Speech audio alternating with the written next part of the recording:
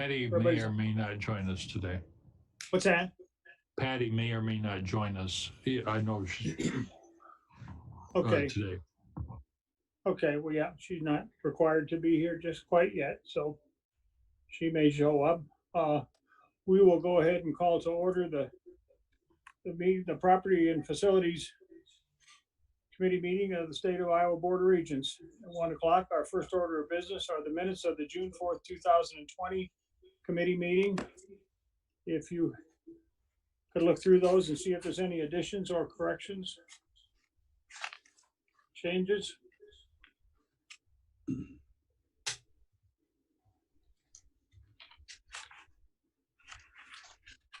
Hearing none, by general consent, we will approve those. Our next order of business is the University of Iowa proposed property transfer.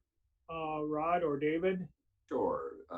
Thank you, Regent Dokovich, and the rest of the committee members here. Thank you. David is also on the line and can answer questions as well. We don't have a capital register. We don't have projects to request this meeting, but we do have one proposed property transfer. In accordance with Iowa Code and board policy, the University of Iowa is asking for the Board of Regents approval of a proposed transfer of 0.2 acres of land from the city of Iowa City to the University of Iowa. Within your documents, you can see both a map and an image of a home, the Sanksay Gilmore home, a house that has become property and a home owned by the University of Iowa. It is one piece of property, one home in a larger piece of property directly across the street from the campus and our Papa John business building, and is an area we would intend to develop over time. Thus, the house stands as a challenge, as both President Harreld and David Keft know. Gone through quite a process in reviewing options related to this, but come to you with something we're fairly excited about, and it's another opportunity for a partnership with us in Iowa City. Iowa City has a small parking lot, 0.2 acres directly across the street, and after evaluation by the Friends of Historic Preservation and the city, they feel it would be best for the future, as do we, best for the future and long standing of this structure, which dates to the middle 1800s, to be relocated directly across the street, preserving the home and allowing us in the future to develop the larger tract of land that this house sits on now. In this case, part of the arrangement or partnership with the city is the university would receive this property with no cost. And as part of the university's partnership, we will, one, relocate the home to the parcel directly across the street, and would then also enter into a renovation that is going to be supported by a lead gift and other gifts that are coming in to support the renovation of that home to host our top-ranked nonfiction writing program. Nonfiction writing would move into the home, and it's well-sized for their program, and this would continue to advance the idea of a, from this location, Market to Church Street extension along Clinton Street, of homes, historic structures that host important and frankly nationally and internationally recognized writing programs in what we affectionately call the writer's neighborhood. And so this will be another addition to that, thanks to generous gifting and thanks to the partnership with the city of Iowa City. So we are asking the board to advance and approve the transfer of that 0.2 acres today. Rod, is it moving to Clinton Street, or is it moving to where the star is located on the pictorial that you sent us? Yeah, it would move to where the star is. It's direct. It's almost directly across the street on Market Street, right. Not on Clinton. The arrow, the yellow arrow you see, denotes this stretch of property we have where these homes and centers related to writing are, and how this fits into that context and that neighborhood context. In this case, the Hillel House, which sits on Dubuque Street, Market and Dubuque on that corner, is on the corner right directly west of that is a small city parking lot, a metered parking lot the city has. and affords us the opportunity through their study to indicate as a suitable location within obviously the same neighborhood that the house was originally built. Ron, I just wanted to say I'm really happy that you were able to find a way to save that house. Yes, And yeah, so am I. yes, Iowa City's changing really fast, but it's great when we can do something for historic preservation at the same time. Yeah, I thank you, Regent Barker. It was not an easy task. There were efforts to relocate the home to other. We had always stepped into this with the Gloria Day Church, who sold the home to us, with the intent to relocate the home from that site. But it resulted in some questions or concerns from some members of the historic preservation community, and the city took that up as a challenge. And in the end, after their studies, all came to agree that the site across the street would be suitable. The challenge is we didn't own it. And in this case, the city stepped up, and like the long list of partnerships we've had with the city of Iowa City, it gives us a chance to have really a win, in this case, a win-win-win situation. We really do appreciate this chance to save some more history. We save a lot of history and represent a lot of history for both the community and the state on our campus. And this will be another example of that for not just any program either, a top-ranked nonfiction writing program. So we're very excited for them, as are they, to be located in this house. Great. Yeah, Rod, this is a great project. What happens to the historic status of something if you move it? Yes. Nothing? Yeah. So first of all, it is not officially historic. It's always this question of age and old and historic. It certainly, as you can imagine, has a history, and it's one of the older, certainly in that neighborhood. We've got an older structure on our campus that was a home, but it is one of the older home structures in Iowa City, and thus certainly garners historic consideration. The relocation of the home, David, clarify this for me or confirm it, but I believe the intent by keeping it at that neighborhood still keeps it as what, an eligible home for historic consideration or register consideration. Yeah, it's currently historic eligible. No one's just gone through the process. It had been owned by the Gloria Day Lutheran Church for decades and decades, and it had never gone through the official process. The city's taken a more active role in doing that, and so by moving it, it won't change the historic nature of the home at all. And we've agreed to the exterior renovations will be done in accordance with the historic guidelines from the Department of Interior. Correct. And it's really just the exterior that's the issue with the historic preservation. How you renovate sort of the inside is less of a concern. And in fact, over the decades, the interior has been renovated quite substantially, even back to the early days of the 1900s. I think, David, 1905, an addition was put on the house, significant renovations inside. So we wouldn't be at risk with this program in renovating the inside. However, the program does fit nicely into the spaces already offered by the building. Okay, very good. Are there any other questions or comments on this project? Okay, hearing none, we will move this project on to, we'll approve it by consent and move this on to the board for approval. Thank you very much, Rod and David. Thank you. Previously, we had included at this point in the agenda the Hilton Coliseum North and South Concourse expansion project for Iowa State University. The approval was for schematic design and was to be funded by athletic department operations and private giving. This is an excellent project and will greatly enhance this facility. Exercising an abundance of caution in these uncertain economic times, we have deferred this project 2 months to our September meeting. Pam, is there anything else we ought to mention there? No, I think you've hit all the topics. So are there any questions on that? Okay, thanks. Hearing none, we will move on to the Register of University of Northern Iowa Capital Improvement Business Transactions. Michael Hager. Thank you. The University of Northern Iowa has 2 projects today that we're requesting action on. The first is a steam distribution project paid for by utility bonds and utility system funds. This is permission to proceed with project planning was given in February of 2017 on this, and this is the third phase in that project. This particular line is a buried steam line and a related vault, both that need repair.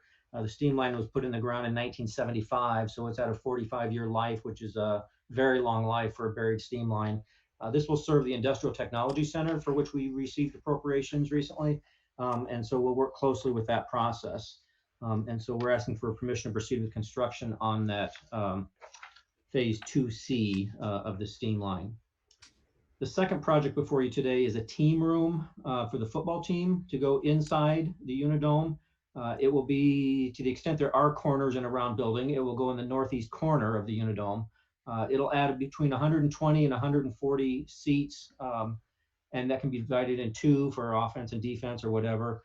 It'll also serve as premium seating on game day and other special events. This project is 100% funded with private gifts and pledges. There's no public funds, no general fund dollars going to this. It's entirely private gifts from generous donors will pay for this. And we're asking for permission to proceed with construction on that as well. Be glad to answer any questions on either of those. Questions for Michael on the projects? No questions? Any other comments? I have, I'm sorry, Milt, I have one. I was on mute there. Yeah. Michael, do those rooms have drop-down screens in the front? They will. Okay. I couldn't tell from the description, but Yeah, this will greatly enhance the ability for the team to watch game film together. thank you. Any other questions? Comments? Okay, hearing none, we will move those on for approval by the board. Thank you very much, Michael. Thank you. Is there any other business to come before the Property and Facilities Committee? Hearing none, we stand adjourned. Thank you, everybody. Thank you, Milt.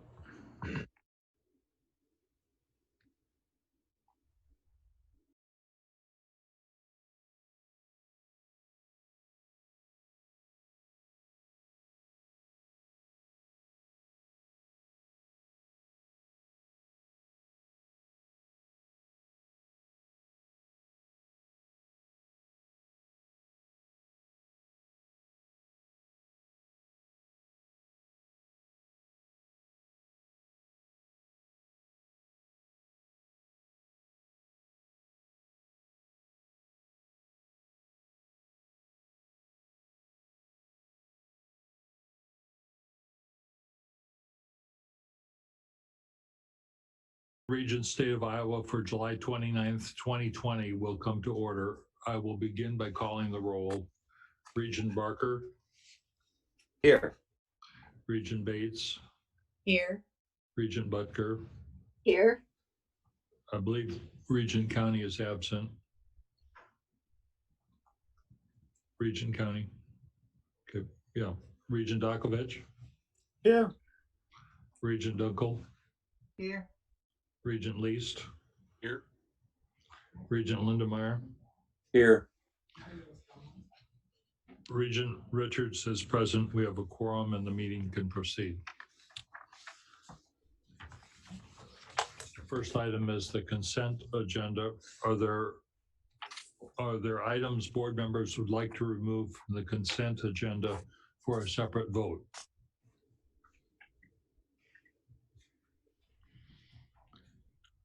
A motion and second are required to approve and receive the items on the consent agenda. Is there a motion? So move. Regent Butker. Butker. A second? Second? Regent Barker. A motion by Regent Butker and a second by Regent Barker. Any discussion? We'll have a roll call vote. Regent Barker, Yes. Regent Bates, Yes. Regent Butker, Yes. Regent Dakovich, Yes. Regent Dunkel, Yes. Regent Least, yes. Regent Lindemeyer, Yes.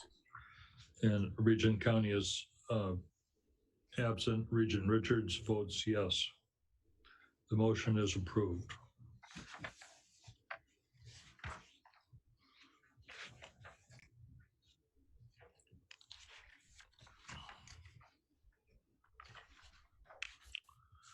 At this time, I'd like to recognize Brad Berg from the board office. We'll make brief comments and introduce the institutional leaders for their presentations.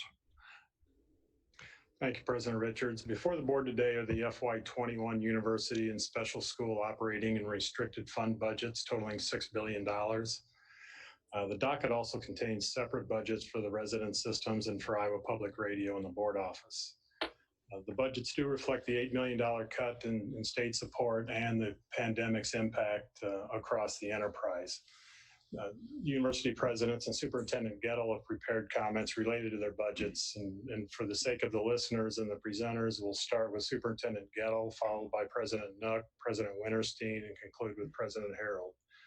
Before we hear from them, I want to extend a thank you to the budget staff at each of the institutions for their responsiveness and diligence during this atypical budget preparation process. It was greatly appreciated. So unless there are questions for me, we can begin with Superintendent Gettel. Superintendent Gettel? Yeah, thank you. Appreciate the opportunity to request approval of our FY21 budgets for the special schools. I'll start with the Iowa Braille budget. We have IES BVI, which provides specially designed instruction and support for students in their local schools to become literate and independent. And last year, our teachers and consultants provided instruction and support to 656 students in 186 school districts and the 4+ program at ISD. This past year, ISBVI provided parent workshops to 56 participants, developed 22 webinars for professionals, and provided early access training for 19 teachers, loaned 86 pieces of adaptive equipment, provided 28 on-site assistive technology consults. We loaned 66 adaptive science materials to 24 students and provided STEM training for 67 teachers in school districts. The extended learning program developed 4 webinars and distributed 135 learning kits to families to use in their homes with children. And they held 6 virtual extended learning events. These all occurred after schools were closed because of COVID. We had 10 students attend our 4+ program last year. 5 were employed in the community and 2 were taking classes at Iowa Western. And our Grow Your Own program supported 8 teachers in training. They were all working in schools as teachers. The agency's FY21 general fund budget, general fund operating budget of $9,429,000 represents a $408,000 increase over FY20. This includes a 2.3% increase of about $99,000 in base appropriation, and additional revenue of $210,000 for contracted TBI and O&M services, and increased lease revenue of $96,000. And the restricted fund operating budget includes additional funding of about $6,000. This budget will allow ISBVI to advance the strategic initiative to ensure all students in grades K through 3 are assessed and achieve grade level targets for reading, increase the number of students who participate in our extended learning program opportunities to support development of their expanded core curriculum skills, and increase faculty by 1 FTE through the contracted services with the AEAs. Future needs not addressed in FY21, the FY21 appropriation budget include increased costs to address growth of the extended learning program, additional FTE to address a 19% increase over the past 5 years in students receiving IEP services, and sufficient funds to support pre-service training and professional development that's necessary for our teachers to provide high quality services to students. ISD prepares deaf, hard of hearing students for life as literate and independent adults through its campus-based education programs and statewide resources. Last year, ISD served 85 students, including 2 non-resident students, and there were 18 students enrolled in the 4+ program. This past year, all middle and high school grades showed growth in progress monitoring for reading and math in the fall and winter screenings. We had 3 high school students whose works were published in the Council Bluffs Optimist Literary Magazine. The academic bowl team qualified for nationals and competed in a virtual competition, the first time ever. Deaf Resources Center provided ASL classes to 57 parents across Iowa. 29 interpreters received mentoring and 7 interpreters achieved permanent licensure through our language mentor program. We held 4 interpreter training workshops with 163 participants, and 18 students attended the 4+ program, with 15 working in the community and 7 taking college classes at Iowa Western. 9 students successfully completed their transition goals and exited the program. School's FY21 general fund operating budget of $11,495,000 represents an increase of $115,000 over FY20. This includes the 2.3% increase legislative appropriation of $236,000 in our base appropriation, and a decrease of revenue of $253,000 from sales and services. This is primarily Nebraska tuition. While the costs of salaries and benefits increased by $543,000, costs for equipment and services decreased by $428,000 to offset increased funds needed for salaries and benefits. The restricted fund operating budget includes a second year of capital appropriations of $1.6 million for the renovation of Long Hall. This budget will allow ISD to advance our school improvement plan and ensure all students show measurable growth toward assessment targets for reading and math. It'll increase knowledge of parents and skills of educational interpreters by advancing ISD's outreach efforts through the work of the Deaf Resource Center, and allow us to carry out renovations to Long Hall to increase energy efficiency and upgrades in electrical, HVAC, lighting, and safety security systems. The future needs not addressed in the FY21 budget include sufficient ongoing appropriations to maintain competitive salaries, ensure that we are able to successfully recruit highly qualified teachers, sufficient resources to provide necessary high quality professional development for our teachers and residential counselors, and to funding to sufficiently address deferred maintenance that continues to exist on our campus. And that's our summary of our request, and I'd be happy to answer any questions if there are any.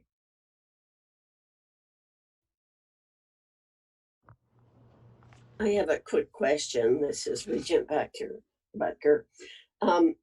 Is it a decrease in the number of Nebraska students coming here? And over the past years, how many students did we get from Nebraska? And is there a trend there? Thank you for the question, Regent Butker. Yeah, there is a trend. When the Nebraska school closed in 1998, I think there were probably in excess of 30 students that initially came over. Over the couple of decades there, Nebraska school systems have absorbed those kids into their regional programs. The kids that we receive primarily on our campus now are coming from the Omaha metro area, not from Omaha Public Schools, because they have their own program. And there were, I think, 9 students attending from primarily the Omaha metro area, with some a little further out in 2015. Last year we had 2 students. This coming school year we're looking at probably 4 students. So maybe if you're looking at an average number from here on out, it might be somewhere between 2 and 4 students from the metro school districts. Thank you. Steve, this is Jim Lindenmeyer. Help me understand the funding stream there a little bit. Does the weighted funding from the school district follow these students to your school, or does it funnel through the AEA, or how does that work? Yeah, Regent Lindenmeyer, the weighted dollars are determined by services that are identified in the student's IEP. And there's a number of categories that can be weighted, including instruction, just classroom instruction. But we don't wait for that because we receive that funding through our legislative appropriation. But what we do wait for are individualized services, paraprofessionals that serve students one-on-one, interpreters that serve students, and that's primarily what we wait for. And when the team makes that determination, that shows up on the IEP, then the school district will get that funding the next fiscal year. But we will bill the district for those services, for services rendered at actual cost the current school year. So that's how it works. Thank you. Any other questions for Superintendent Gettel?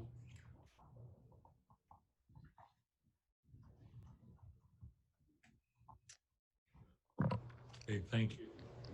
Thank you. President Nook, Yes. Yes. the floor is yours. Okay. And is the screen being shared then? The PowerPoint's up? Yes, it is. Okay, thank you.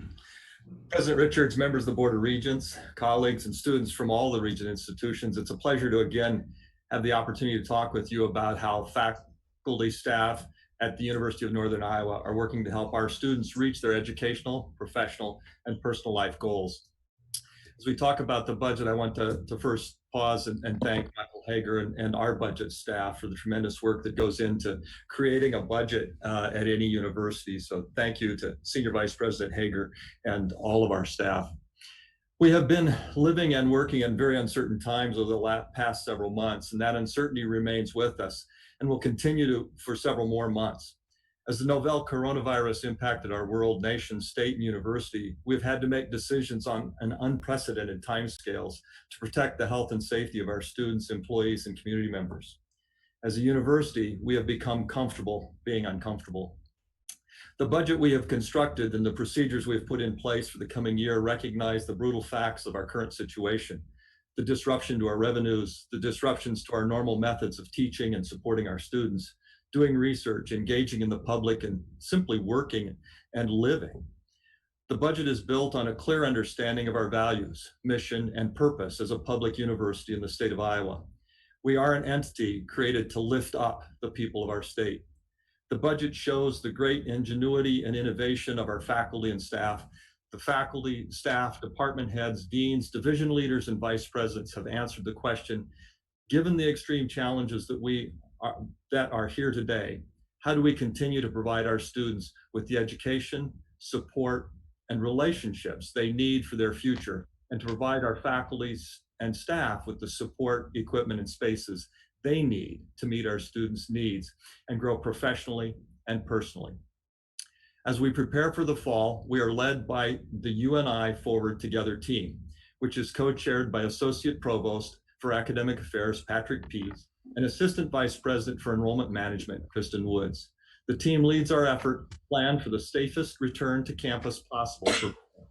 7 subcommittees created plans for the major functions of the university: teaching and learning, co-curricular activities, facilities use, residence and dining, community engagement and outreach, employee health and safety, and research and scholarship. As plans are developed and approved by the university leadership, we are communicating them to campus. While our planning continues, the impact on our budget in both lost revenue and increased expenses continues as well. Through the end of August, our estimated net impact due to COVID-19 is $15.5 million due to revenue losses and additional expenses. This includes the Federal CARES Act institutional aid that reduced the impact by $3.8 million.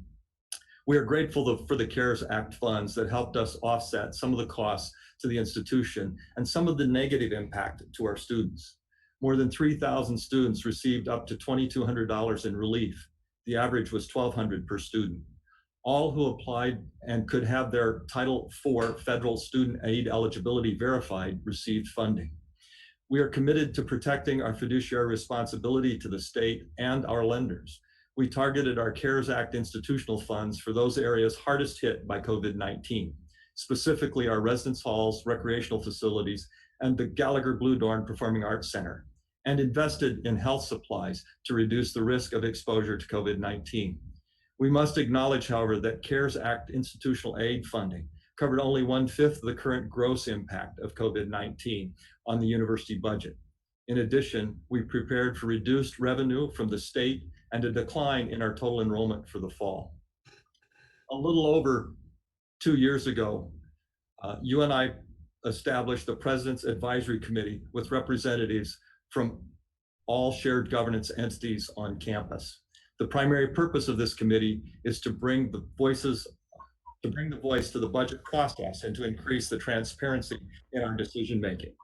The President's Budget Advisory Committee worked with leaders from across campus to develop 4 principles to guide our university's budget development. While these principles were used a year ago, they were reviewed again this spring and formally adopted by the university. All decisions are checked against these. The current slide shows our budgets. The current slide shows the reality of our budgets. Overall, we see a 3.7% decrease in general fund revenue from FY 20 to 21 and a 7% decline in total revenue. In order to match our expenses to these revenues, we reduced compensation of the university president, vice presidents, and athletics personnel for 1 year, held salaries for P&S staff and annual appointees flat for the start of FY 21. However, we will continue monitoring the university's revenue to determine whether an adjustment may be feasible during the year. We honored our commitment to our collective bargaining processes. We identified efficiencies to reprioritize operational expenses in the long-term health of the university and the success of our students. We placed a temporary hold on certain operating expenditures, including travel and supplies and services, that enabled us to recoup some of the losses due to COVID-19. And we identified areas we could consolidate functions after staff departures allowed us to save salary and benefit lines through attrition. Nearly 3/4 of the general fund budget is allocated to academic affairs.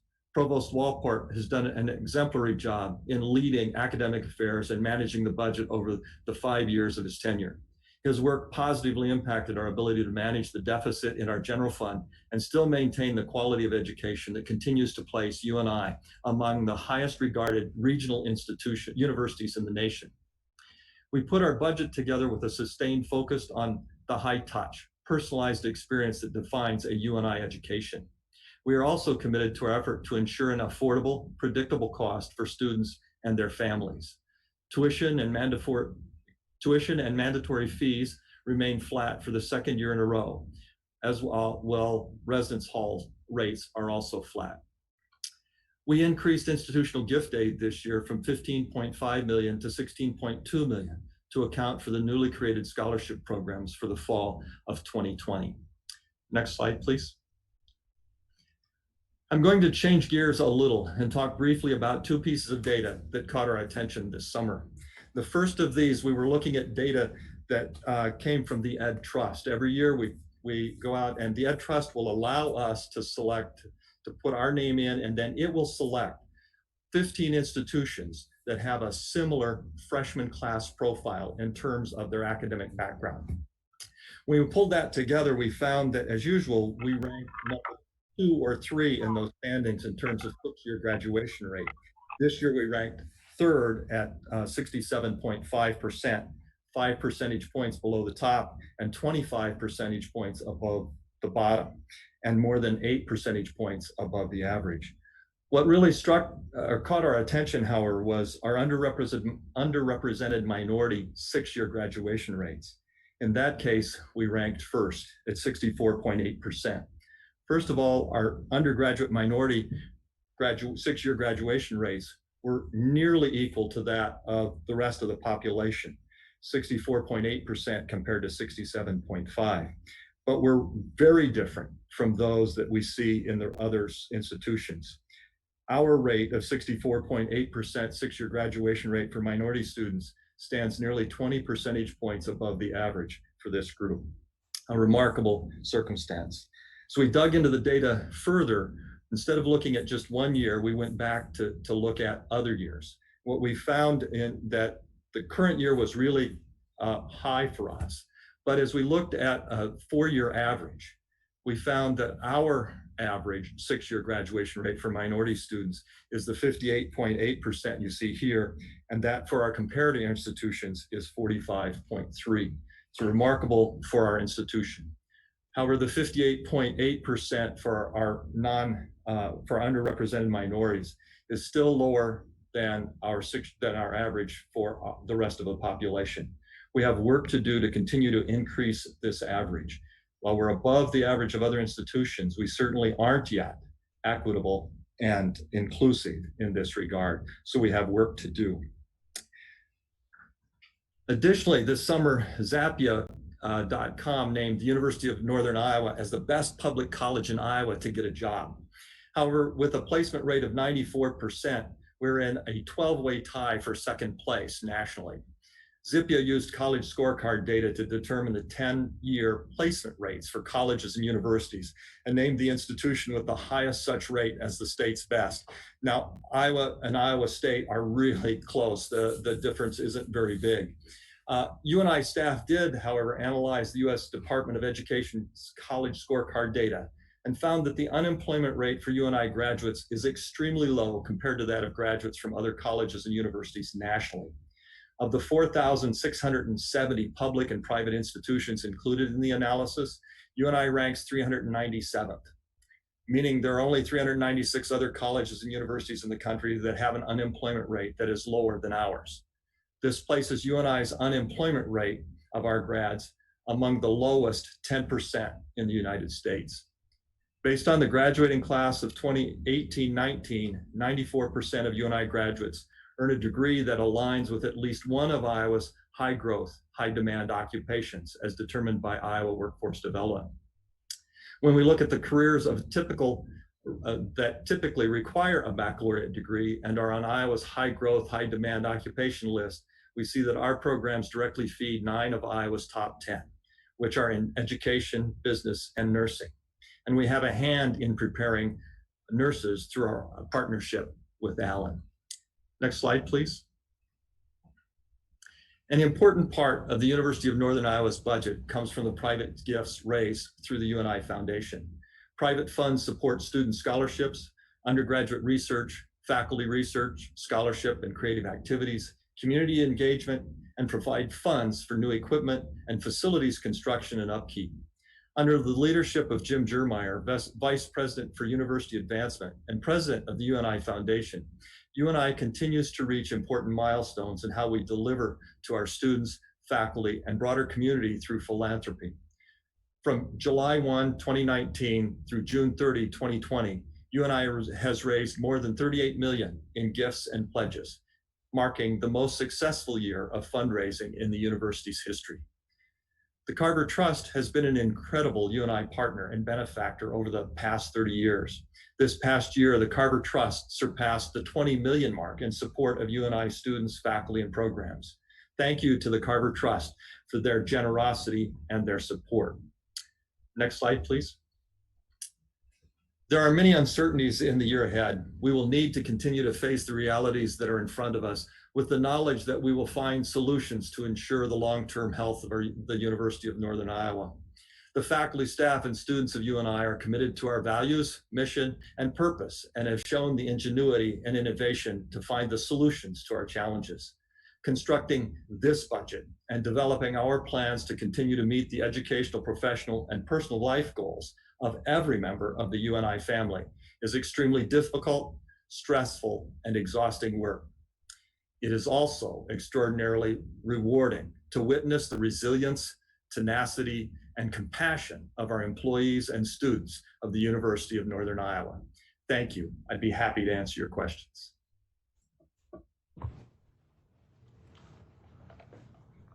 Can we get this question for President Nook? Our screen is, I can't tell whether anybody has any questions. Okay. That must have been a very convincing budget presentation. Thank you. Okay. Brad, go ahead. President Wintersteen, we'll turn it over to you. Great, thank you very much. And I have a set of slides as well. If you want to go ahead and begin sharing the screen for my slide set, that would be wonderful. Well, I appreciate the opportunity to be here today to give an overview of Iowa State's budget for the coming year. As I expressed to our campus community, the development of the fiscal year 21 budget was an extremely difficult process. We are addressing unprecedented revenue losses due to COVID-19, projected enrollment declines, reduced state appropriations, reduced indirect cost recovery, and the increased cost of preparing for the fall semester with a prioritization for health and safety. But before I get to the details of our fiscal year 21 budget, I want to share some positive news. So if we could go to the next slide. The crisis has shown time and time again the resilient spirit of the Iowa State community and our ability to address challenges with creativity, innovation, flexibility, and care. We are carefully planning for the fall semester to support our students' academic progress and the mission-critical work of the university, while again prioritizing health and safety. From requiring face coverings and limiting classroom occupancy to offering classes in 3 delivery formats, in person, online, and hybrid, we are implementing a number of mitigation strategies to protect and support our campus community as we adjust to this new normal. We're conducting testing in several locations across campus, including turning our ISU Police Command mobile unit into a mobile testing center, as you can see there at the bottom of the slide. We'll be testing students at the Lead Rec Center during university housing move-in. We have launched a comprehensive behavior campaign called Cyclones Care to encourage the campus community to show they care by practicing the Big 4 health behaviors, wearing face coverings, maintaining the 6-foot physical distance, washing hands, and staying home when you're sick. You'll see Cyclones Care material all over campus, as well as in videos and social media posts to support these important messages. And in addition, the Ames community has adopted this campaign to promote healthy behaviors among all citizens in Ames. So we'll go on to the next slide. Well, Cyclones Care is rooted in our principles of community, the ideals that all members of the university community are expected to uphold as we advance our goal of becoming a national leader in creating a welcoming and inclusive environment. This fall, we will continue to build on the progress of our long-standing programs that advance racial equity on campus.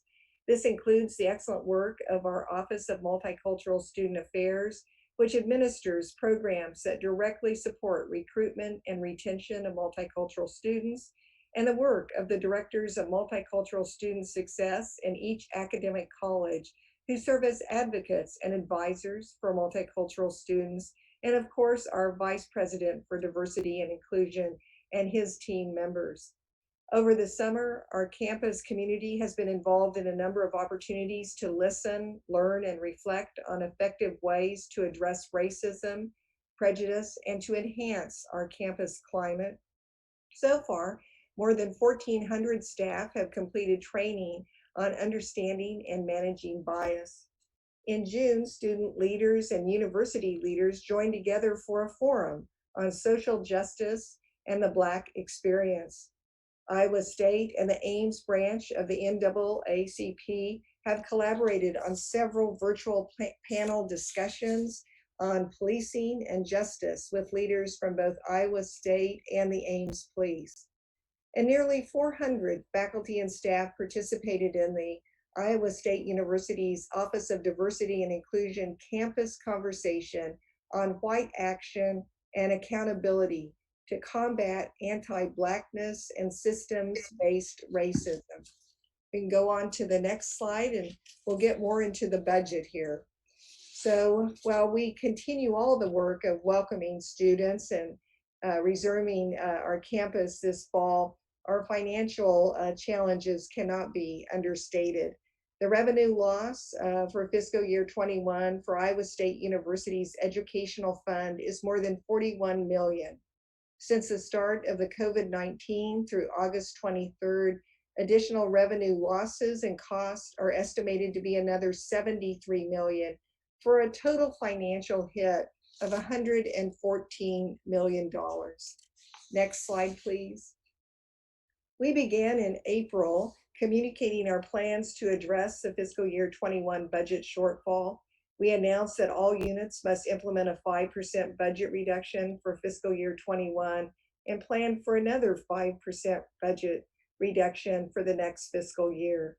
We also shared the difficult news that we did not have the resources to provide performance-based compensation increases. Merit staff did receive a July 1 salary increase consistent with contract negotiations. I'm taking a 10% salary reduction this year. And to further address the shortfall, we have implemented a 2% reduction to TIAA retirement match for 10 months beginning September 1. All faculty and staff position vacancy postings now require approval from senior leaders through the end of the calendar year. We have put a temporary freeze on renovation and capital projects, except in cases of safety or donor-funded projects.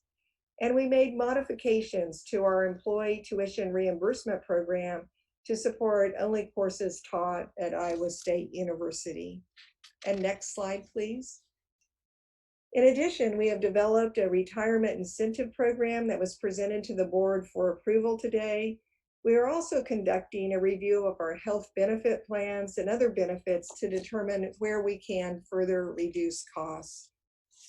Next slide, please. It's important to note that the budgets of individual units, colleges, and divisions are differentially impacted. Our resource management model rewards colleges that increase enrollment and student credit hours taught, develop innovative programming and other sources of revenue, and implement efficiencies and other cost-saving measures. In addition, our revenue-generating units such as athletics, the Department of Residence, and ISU dining have been and will continue to be significantly impacted due to significant revenue losses and reduced fees. Consequently, units may need to consider additional actions to meet their budget reduction targets. For example, the Department of Athletics was one of the first to pursue voluntary salary reductions from coaches and the athletic director and all staff. This was announced in early April and became a model for the nation. Next slide, please. Our senior budget leaders have been instructed to use every tool available and take an all funds budgeting approach to maintain our mission critical operations. We are working to minimize the effect of our financial challenges on students, faculty, and staff. However, this really is an unprecedented situation. These are extraordinary times, and we are forced to make difficult decisions to maintain the financial health of the university. So here are a few examples of the impact. We will see reductions in the number of faculty, primarily through attrition, retirement, and unfilled vacancies. We will also see reduction in professional and scientific and merit staff positions. A reduction in student employment opportunities will impact students who rely on income to help make college affordable. And we will have less funding to support undergraduate research, a key high impact learning opportunity. ISU extension and outreach will have to reduce the number of faculty and staff that develop and deliver educational programs around the state. This will impact farmers, families, and Iowa's children. And we are exploring opportunities for program consolidation or elimination. Next slide, please. As we plan for the future under the circumstances of our new normal and beyond, We will continue innovating in program areas where market opportunities exist, building on recent enrollment successes in cybersecurity, business analytics, and public relations. We will enhance collaboration across units, including job sharing, to enhance both efficiency and effectiveness. We will work to reimagine online education programs across the university with an eye toward collaboration and growing enrollment among place-bound students. And we will further promote a robust culture of continuous improvement at Iowa State University. Next slide, please. Like any other business, Iowa State is built on the talent of our faculty and staff, the quality of our facilities, and our ability to compete for students both within the state and nationally. We have a strong foundation of excellence. We're extremely proud of our high national ranking in student engagement, which has enabled Iowa State to recruit students from new markets while also enrolling the most Iowa undergraduate students of the Regents institutions. Last year, we set a record for our four-year graduation rate. We have also set records for graduation rates of our multicultural students. While much more work needs to be done to address the attainment gap between our multicultural and white student populations, progress is being made, in part through our participation in the University Innovation Alliance. The Completion Grants Program is one example of an innovative solution to emerge from the University Innovation Alliance. Last year, more than 500 students received Cyclone completion or success grants, and 82% of the supported students graduated from Iowa State or continued to make academic progress towards graduation. Overall, 95% of ISU graduates secure a job in their field or continue their education within 6 months of securing their degree. Next slide, please. While the COVID-19 crisis has placed extraordinary financial burdens on our university, and Iowa State is nationally recognized for already having low administrative costs, we are determined to face our budget challenges with firm resolve. Iowa State has a long and storied history of rising above challenges, and this time will be no different. We will deal with our current circumstances and emerge stronger. After every storm, there is indeed a rainbow. I'd be happy to answer any questions.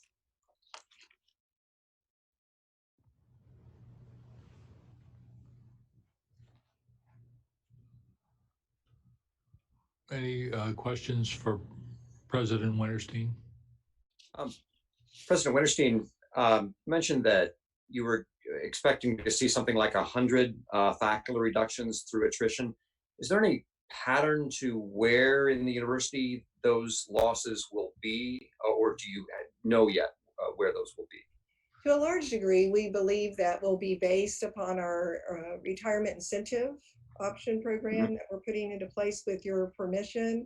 So while that does not allow us to guide where those losses will occur, it will allow us to achieve the kind of budget reductions we need. And then, of course, we have much more control on new hires that really can control where we won't replace faculty that will choose to leave the university. So no sense of some kinds of areas of the university being hit harder than others by those reductions, or you just don't know yet? Excuse me. Well, of course, as I mentioned in my presentation, because we have a resource management model, the budget is being impacted differentially due to differences in enrollment and other revenue opportunities that specific colleges have. So it is very differential across the university. Okay. Any other questions for President Wintersteen?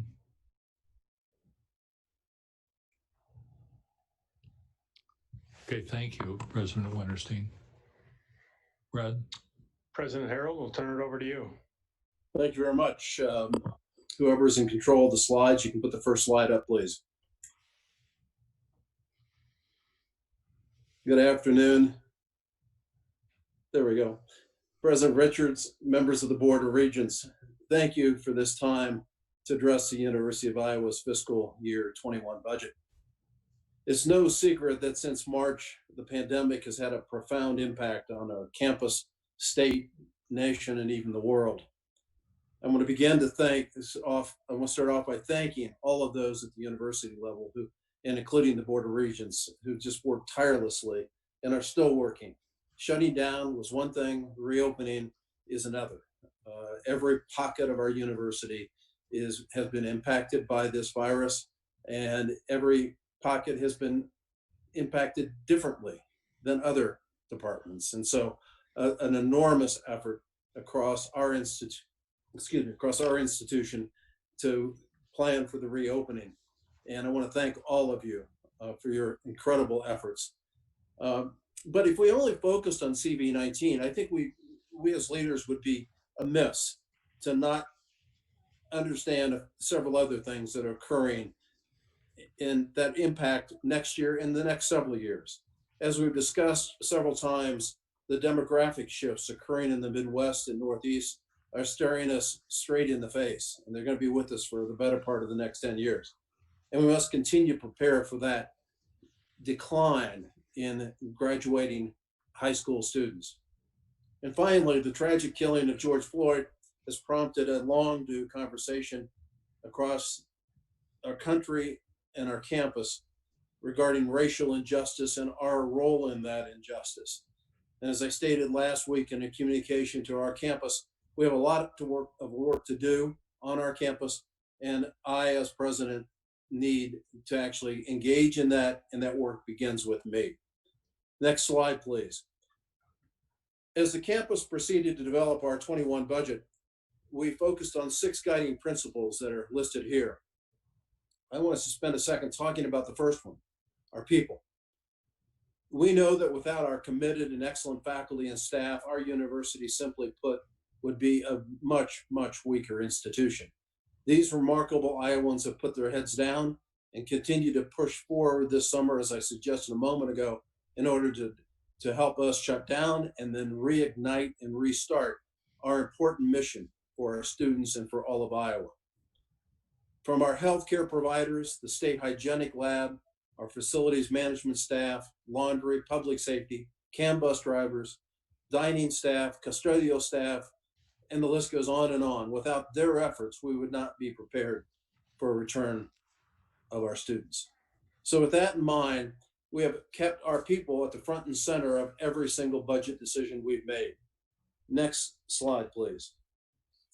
Well, we spent considerable time over the past several years focused on our now not so new budget model.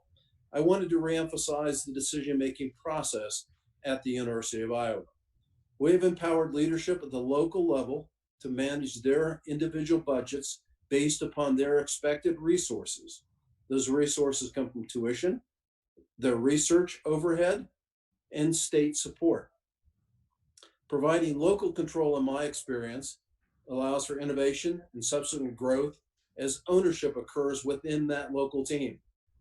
This allocation is no longer being done to them, but rather they are charting their own future, which is now needed more than ever.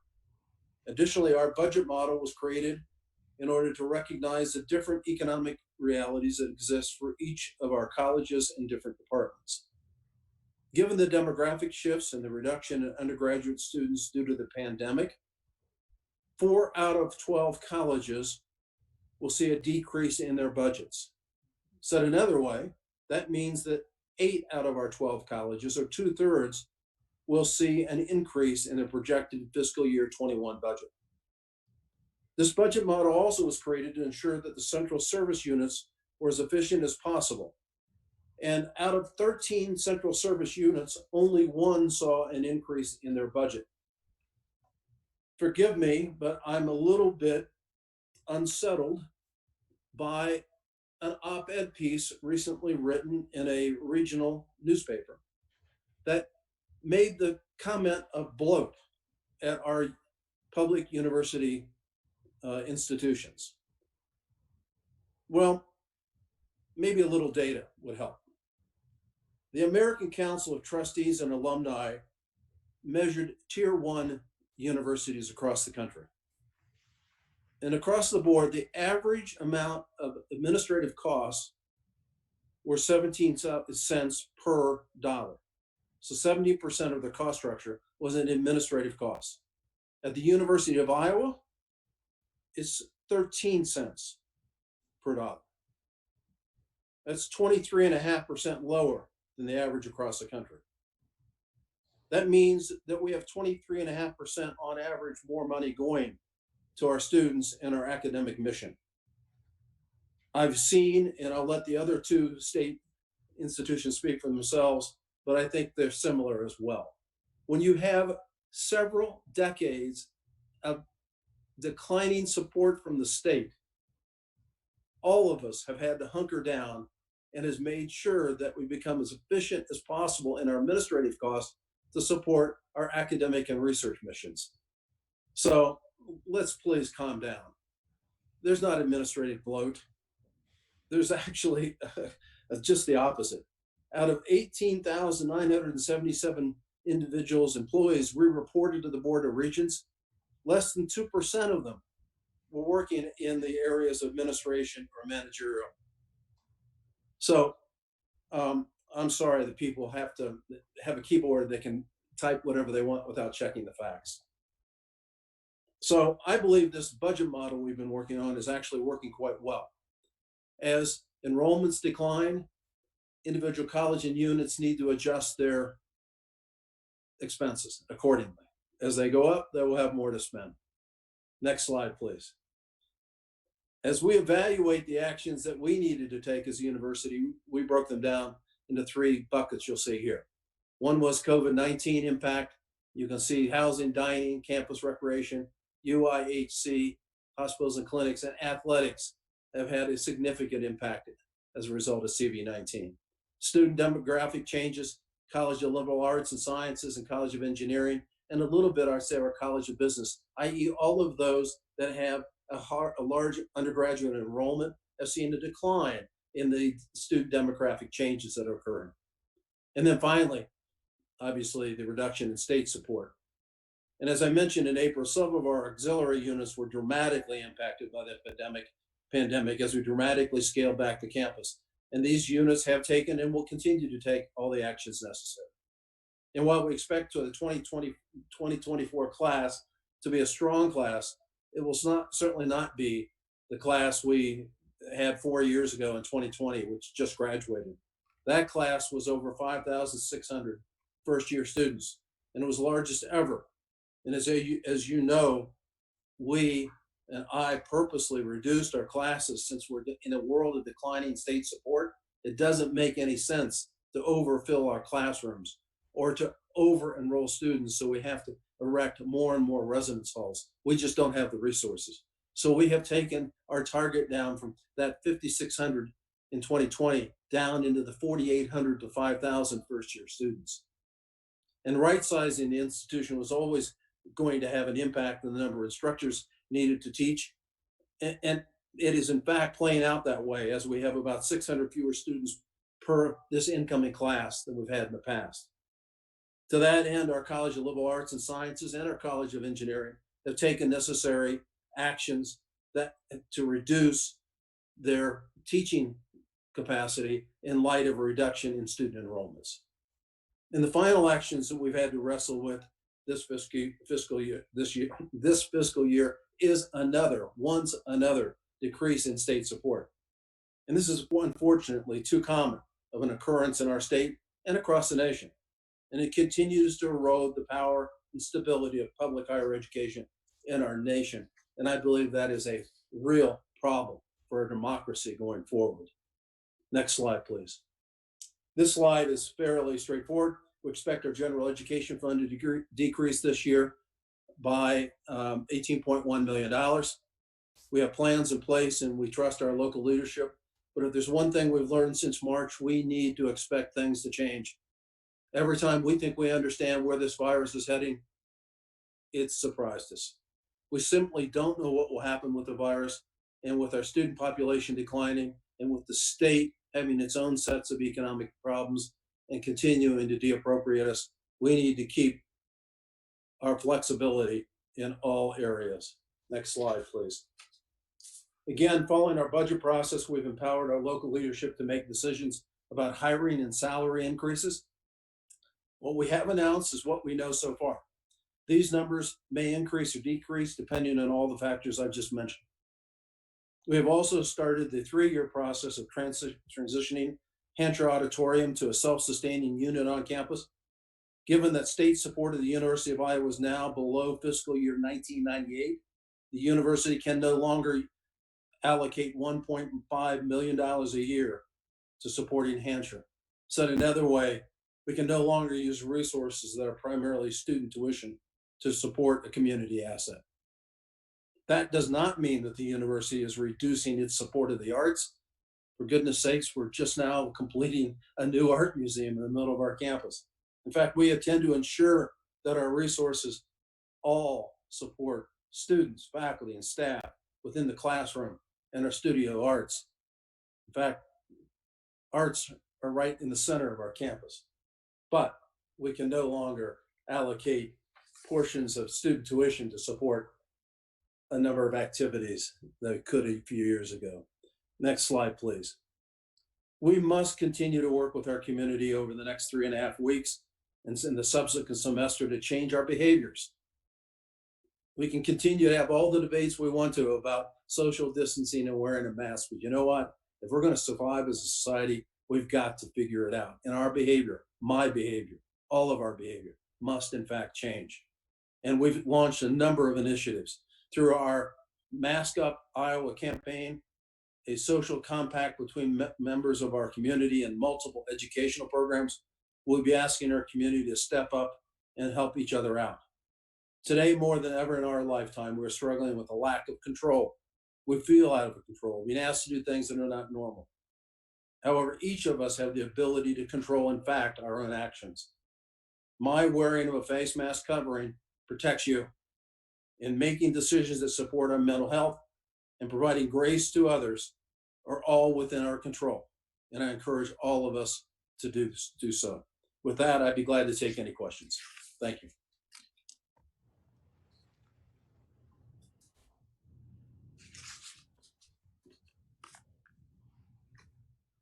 Are there any questions from any of the regents?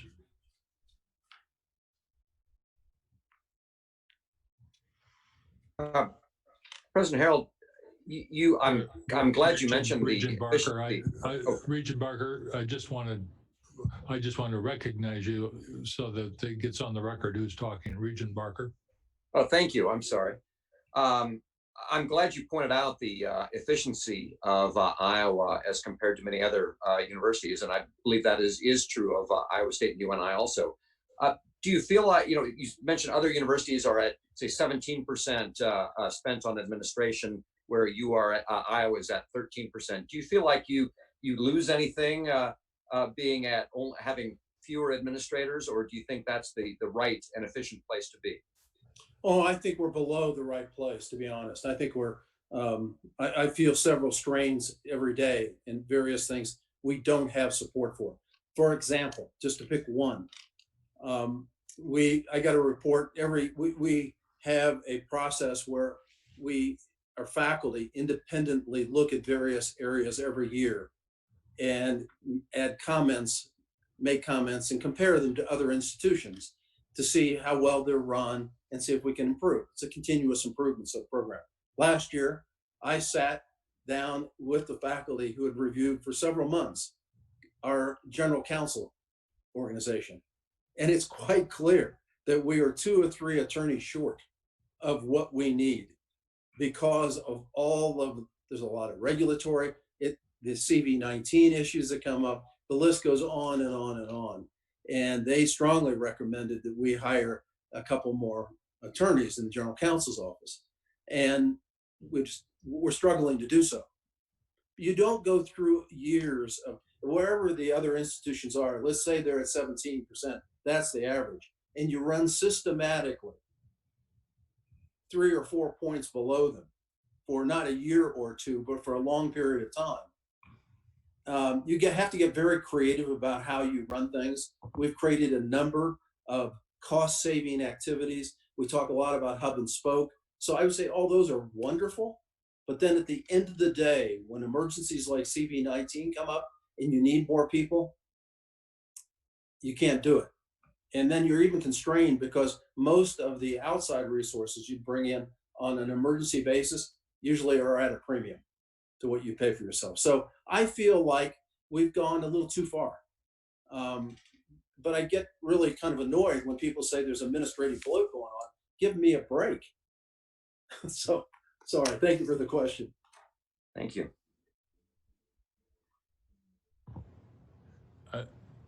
Any other questions?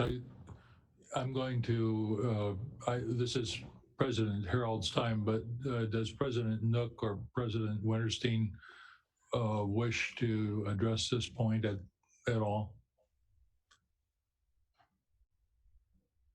Okay, thank you. Are there any further questions for President Harreld? Thank you. Thank you, Brad. A motion and a second are required to approve the budgets as outlined in the agenda item. Is there a motion to approve? I so move. This is Nancy Dunkel. Regent Bates and Regent Dunkel, will you second that motion? Yes. Okay. A motion by Regent Bates and a second by Regent Dunkel. Any discussion?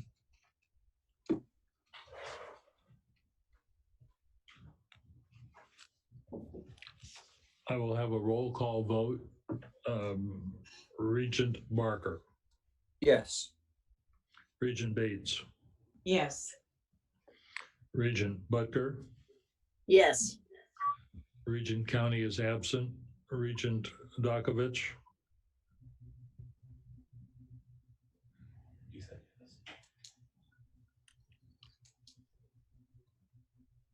Yes.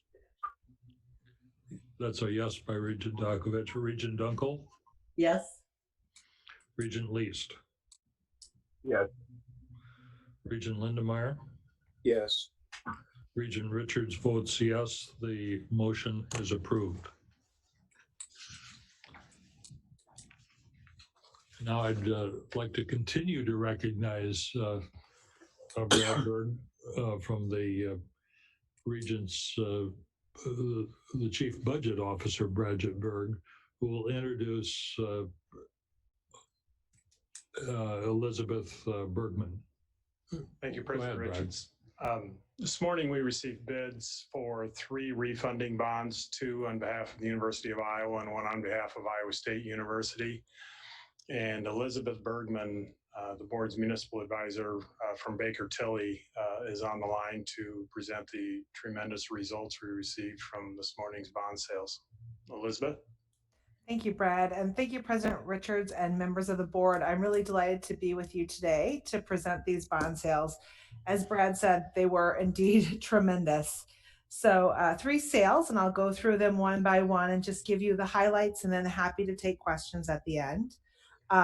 For the University of Iowa, we sold bonds for academic building revenue refundings. We received 4 bids on that sale.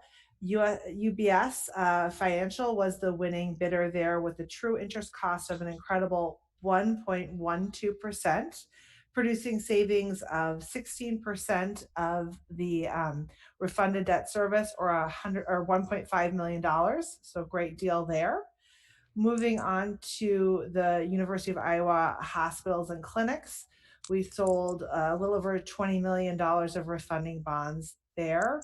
We received 7 bids, with the winning bid from R.W. Baird & Co., and that true interest cost was 1.57%, which I will note, when we sold hospital bonds 2 years ago, when we were under 3%, we were delighted and thought that those are great interest rates. So it's kind of amazing to see where we hit today.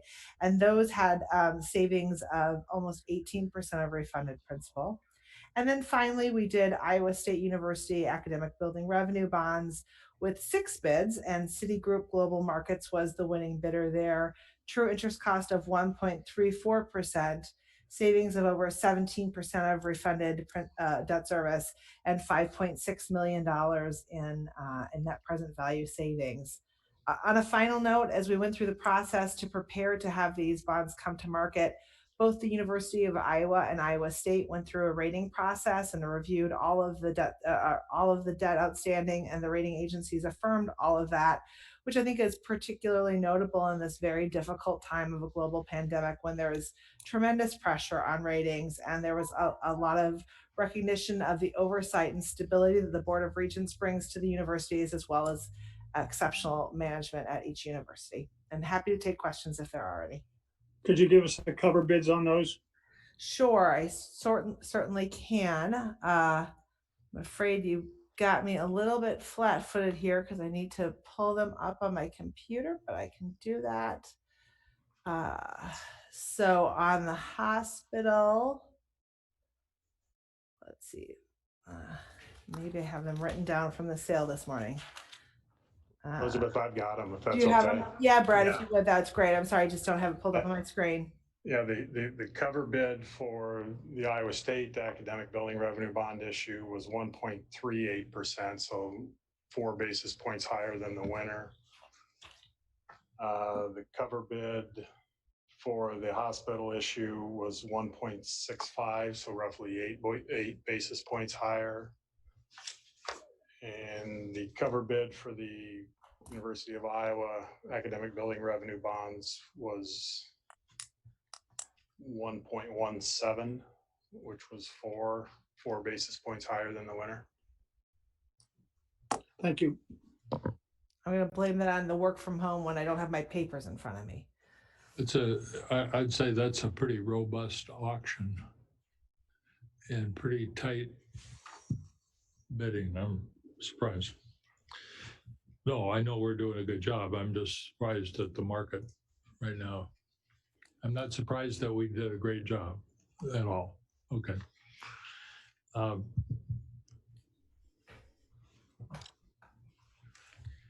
motion and a second are required to approve a resolution providing for the sale and authorizing and providing for the issuance and securing the payment of $6,775,000 academic building revenue refunding bonds, Series SUI 2020, for the purpose of currently refunding the $9,945,000 academic building revenue bonds, Series SUI 2010, and paying costs of issuance. Is there a motion for this? Motion. I'll second. Regent Dakovich made a motion and Regent Dunkel seconded. Any discussion? Roll call vote. Regent Dakovich? Yes. Regent Dunkel? Yes. Regent Least? Yes. Regent Bates? Yes. Regent Lindemeyer? Yes. Regent Butker? Yes. Regent Barker? Yes. Regent Connie is absent. Regent Richards votes yes. The motion is approved. Continuing with bond sales, a motion and a second are required to approve a resolution providing for the sale and authorizing and providing for the issuance and securing the payment of $20,910,000 hospital revenue refunding bonds, Series SUI 2020, for the purpose of currently refunding the $30 million hospital revenue bonds, Series SUI 2010, and paying costs of issuance. Is there a motion to approve? I Regent so Bates? move. Regent Second. Bates is a second by Regent Butker. Any discussion? We'll have a roll call vote. Regent Dakovich? Yes. Regent Dunkel? Yes. Regent Least? Yes. Regent Bates? Yes. Regent Lindemeyer? Yes. Regent Butker, Yes. Regent Barker. Yes. Regent County is absent. Regent Richards votes yes. The motion is approved.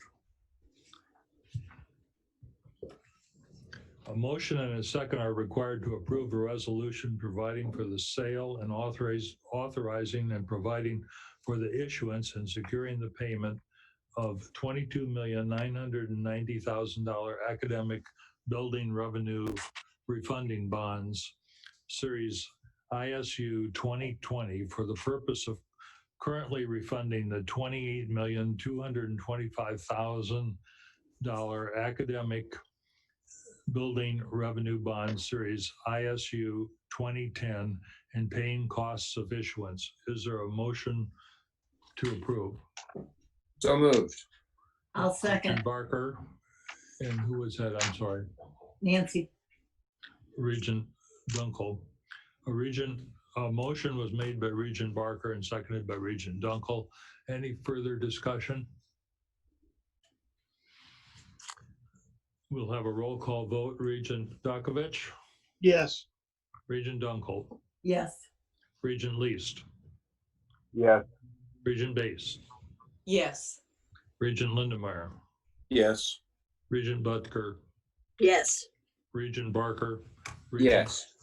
Excuse me, Regent County is absent. Regent Richards votes yes. The motion is approved. Thank you. Thank you for a very successful sale.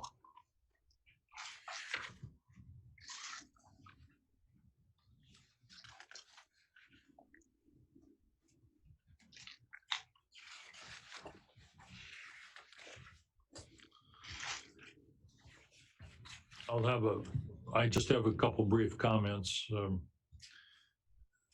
Our universities have been extremely busy preparing for resumption of in-person classes and on-campus university services for the fall 2020 semester. We have all had to make sacrifices and adjustments as the COVID-19 pandemic has been unfolding. I have been personally very impressed by our institutional leadership agreeing to take pay reductions to help with the economic challenges our schools are facing. One key aspect of leadership is being able to let your organization know that we are all in this together. Our leaders, both on the academic side as well as the athletic side, have shown the willingness to make significant personal sacrifices for the betterment of our staff and students. I want to thank each one of you and each one of them personally for their sacrifice. We recognize that shared sacrifice is part of getting through this, and everything we can do makes a difference in this pandemic. Whether it be financial sacrifice or changing personal behavior and social changes to help mitigate the spread. By now, we all know the ways that health experts have been telling us that we can help. Wear a mask, socially distance, and wash your hands frequently. We certainly anticipate that the detailed plans of our universities have made public for the fall 2020 semester will continue to be refined, added to, and adjusted if need be. Health and safety has been and will continue to be our top priority. Now I want to recognize Regent Butker, who will read a formal resolution from the board regarding COVID-19 and our public universities. Regent Butker. Thank you, President Richards.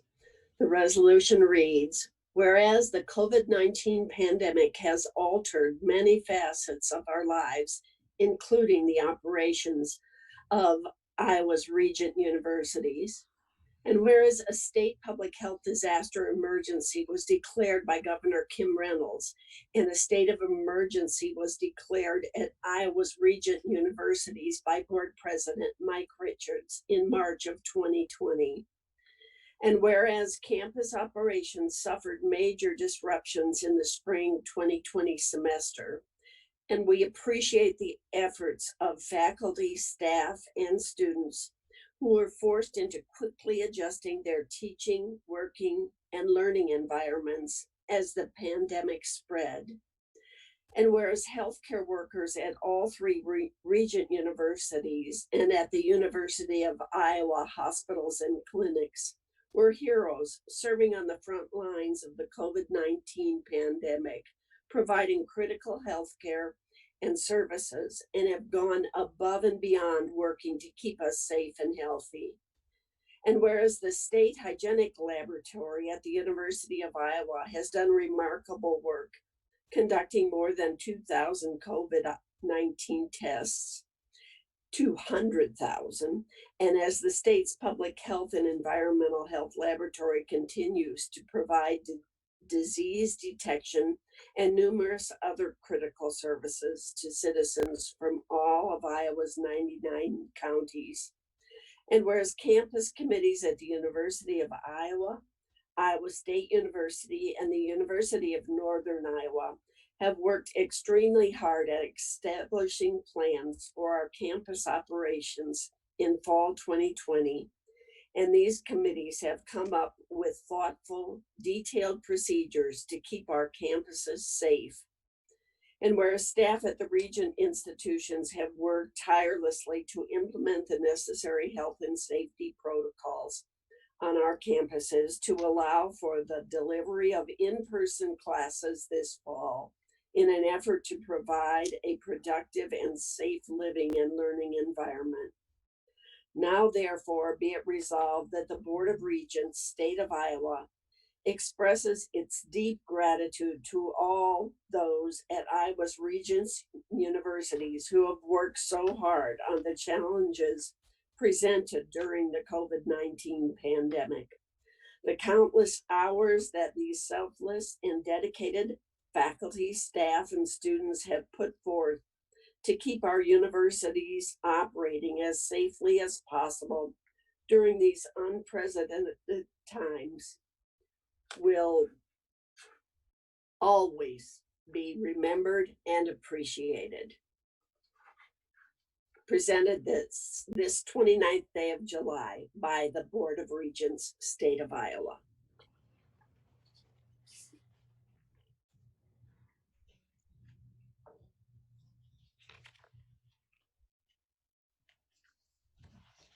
Thank you, Nancy.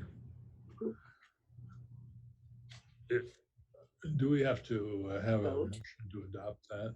No, we're, thank you for, appreciate it. Now, as part of that shared sacrifice, I will go through the personnel actions for institutional heads and the executive director.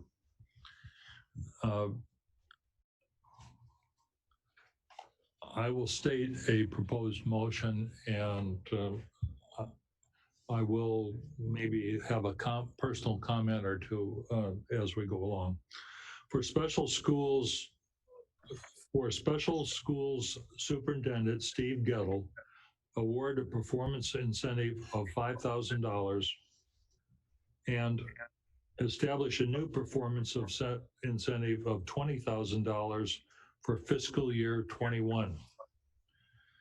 For Executive Director Mark Brown, establish a new deferred compensation plan commencing July 1st, 2020 and terminating June 30th, 2022 with annual contributions of $145,000. And I'm just going to, this is a comment. Mark has voluntarily taken a 16.5% reduction in his salary and his income.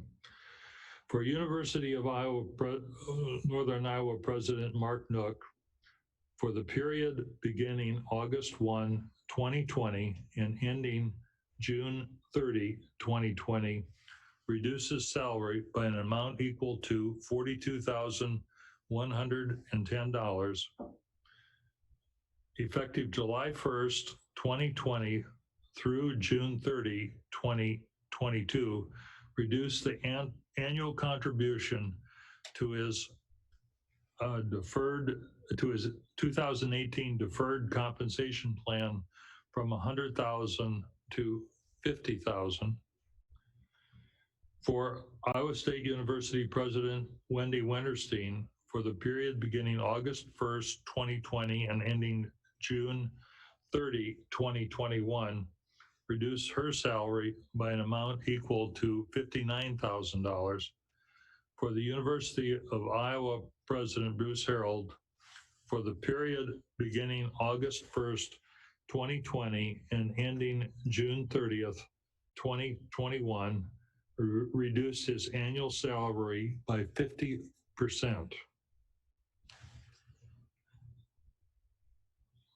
I'd like to comment that all of the leadership has made significant sacrifice at this, and I appreciate it.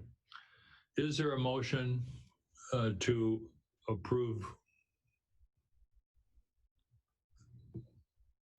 So move. Regent Butker moved and I'll Regent second. Bates seconded. I saw she was ready. I was ready. There was a motion by Regent Butker and a second by Regent Bates. Any discussion?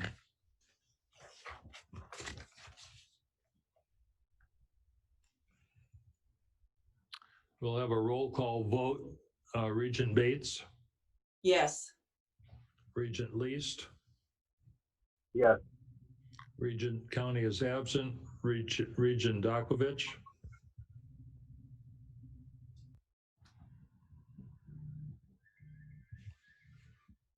Yes. sorry.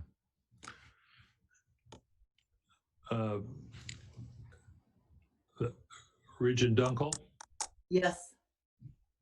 Regent Butker, Yes. Regent Lindemeyer, Yes. Regent Barker, Yes. Regent Richard votes yes, this motion is approved.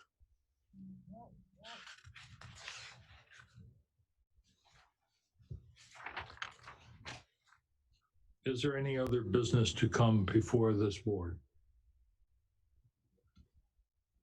Hearing none, this meeting, the Board of Regents, State of Iowa, is adjourned without my hammer.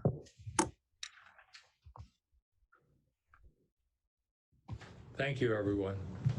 Thank you.